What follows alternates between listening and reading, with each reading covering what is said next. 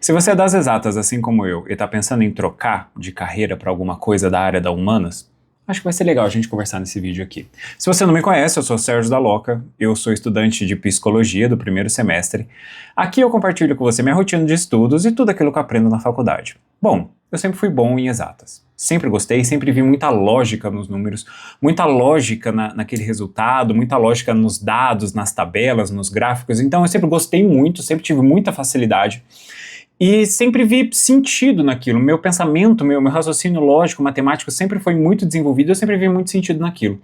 E foi aí que eu decidi então fazer engenharia. Eu sou formado em engenharia mecânica, cheguei a trabalhar como engenheiro uma época, mas acabei não me adaptando ali e acabei direcionando a minha carreira para a parte administrativa. Só que duas coisas me fizeram começar a questionar se a matemática realmente era valiosa para as pessoas, tanto quanto eu achava.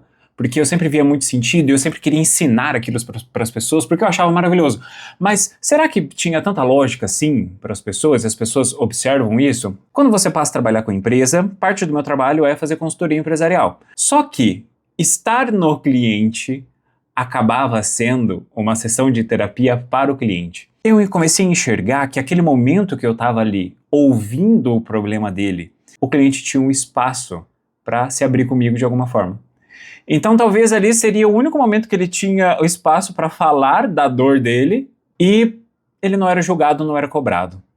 E aí eu comecei a perceber que as pessoas...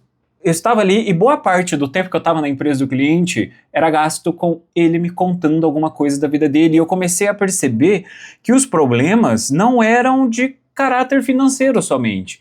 Ele tinha problema de caráter relacional, problema com ele mesmo, problema do que a gente chama da própria subjetividade da pessoa, né? Daquilo que está dentro dela, das emoções que vinham e os comportamentos que eram gerados a partir daquelas emoções. E por mais que eu entregasse para ele uma planilha linda, nem sempre ele ia preencher. Porque não era o problema da planilha, de ter ou não ter a planilha. Era o problema do psicológico dele ali na hora de lidar com os problemas que ele tinha no dia a dia. E eu comecei a perceber que tinha ali uma mudança, começou a ter uma mudança de sentido para mim, de sair puramente da matemática e tentar auxiliar aquela pessoa naquilo que ela estava sentindo. Óbvio, eu não tinha as ferramentas para isso, né? Como ainda não tenho, mas eu tentava fazer aquilo que para mim era viável, era possível e de certo modo eu acabava ajudando a pessoa.